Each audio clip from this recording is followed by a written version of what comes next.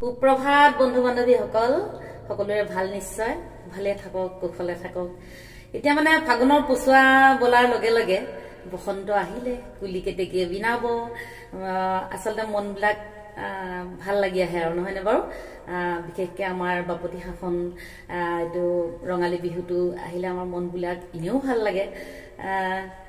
এনে এফাকি বিহুৰ যোজনা এটা আৰু বিহু এফাকি গাইছো, শুনিবচোন বাৰু দেই।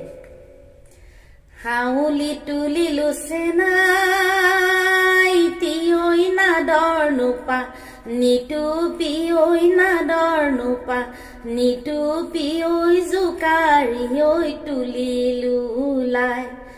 হাউলি তুলিলো চেনাই ঐ নাদৰ নোপা, নিটুপি ঐ নাদৰ নোপা, নিটুপি ঐ জোকাৰি ঐ তুলিলো লাই।